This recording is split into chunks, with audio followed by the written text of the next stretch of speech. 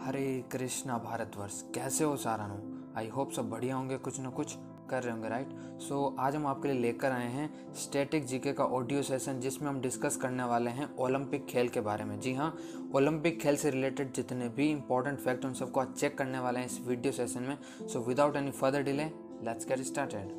First of all मैं आपको Olympic खेल से रिलेटेड जो बेसिक इन्फॉर्मेशन है वो आपको दे दूं कि इस खेल की जो अगर कहें प्राचीन जो शुरुआत हुई है वो 776 ईसा पूर्व में हुई है, जो यूनान के ओलंपिया में मानी जाती है। लेकिन नॉर्मली अगर हम देखें एग्जाम के पॉइंट ऑफ व्यू से तो जो क्वेश्चन बनते हैं वो बनते हैं आधुनिक के, है ना। तो आधुनिक के मुताबिक देखें तो इसकी आधुनिक जो शुरुआत है ओलंपिक खेल की 1896 में एथेंस से मानी गई है। और पूछा जाता है कि किसके सहयोग से, तो याद रखें फ्रांस के पियर डी कुर्बतीन के सहयोग से इसकी शुरुआत हुई थी। और याद रखें कि इसका मोटो यानी आदर्श वाक्य कई बार पूछा जाता है, वो है और तेज और ऊंचा और शक्तिशाली। जी हाँ, फिर बता रहा हूँ, और तेज और ऊंचा और शक्तिशाली इसका आदर्श वाक्य। अगर इंग्लिश में कहूँ तो सीटीएस ऑल्टियस फोर्टियस। जी हाँ, यही है, यानी सीटीएस यानी और तेज, ऑल्टियस यानी और ऊंचा, फोर्टियस मीन्स और शक्तिशाली। जी हाँ, ये इसका आदर्श वाक्य है। अब बात करते हैं सर्वप्रथम कि जो इनके जो मैप है, जिसे हम कहते हैं कि इनका जो झंडा है, राइट, फ्लैग है, उनका क्या अर्थ है, तो सारा कुछ जानते हैं इस वीडियो में। याद रखें जो ओलंपिक खेल प्रतियोगिता होती है, इसमें जो ध्वज में प्रतीक के रूप में 5 चक्र एक दूसरे से मिले हुए दर्शाए गए हैं, जो विश्व के 5 महाद्वीपों का प्रतिनिधित्व करते हैं।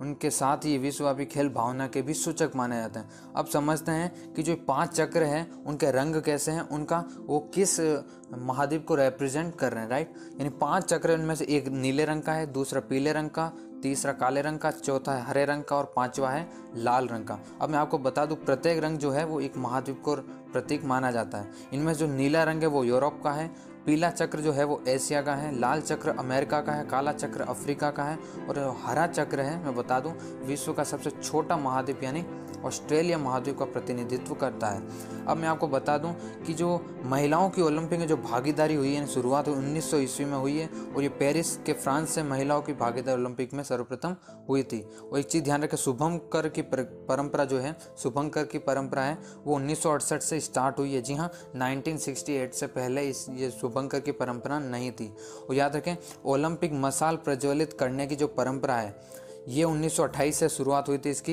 ये एम्स्टर्डम नीदरलैंड ओलंपिक के टाइम हुई थी। और याद रखें, जो ओलंपिक में ध्वज फहराया जाता है, जो ध्वज है वो पहली बार 1920 की एंटवर्प खेल प्रतियोगिता में फहराया गया। तो हम कह सकते हैं इससे पहले नहीं फहराया जाता था। तो ये सारे फैक्ट याद रखें, ये बहुत इंपॉर्टेंट फैक्ट है। अगर बात करूं कि आधुनिक ओलंपिक खेलों का जो आयोजन है, उन जो नियंत्रण है वो कौन करती है, तो याद रखें अंतर्राष्ट्रीय ओलंपिक समिति है वो इसका नियंत्रण करती है। अब आ जाते हैं कि जो एक ही ओलंपिक में सर्वाधिक 8 स्वर्ण पदक जीतने वाले पुरुष खिलाड़ी कौन थे, तो याद रखें यूएसए के तैराक थे जिनका नाम थे माइकल फेल्प्स। जी हाँ, इन्होंने सर्वाधिक 8 स्वर्ण पदक एक ही ओलंपिक में जीते थे। ये बीजिंग ओलंपिक के टाइम की बात है। और याद रखें कि वर्ष 2016 का जो ओलंपिक है रियो डी जेनेरियो ब्राज़ील में, तथा वर्ष 2020 का ओलंपिक टोक्यो जापान में आयोजित किया जा चुका है। ठीक है, और याद रखें हाल ही का जो ओलंपिक था उसे आई थिंक कोविड के चक्कर में उसे आगे भी खिसका दिया गया था और स्थगित भी हो गया था। लेकिन यहाँ पर याद रखें 2020 का कहाँ होना था, ये कई बार पूछा जा चुका है, टोक्यो जापान में होना था। और याद रखें साथ साथ वर्ष 1916, 1940, 1944 में विश्व युद्ध के कारण ओलंपिक नहीं हुए थे। जी हाँ, इस टाइम बिल्कुल ही ओलंपिक नहीं हुए थे। अब बात करते हैं टोक्यो ओलंपिक का शुभंकर नीले रंग का मेराइटोवा, यानी उसका जो अर्थ है एक तरह से अनंत भविष्य, तथा पैरालंपिक का जो शुभंकर है वो सोसाइटी गुलाबी रंग का चेरी ब्लॉसम है।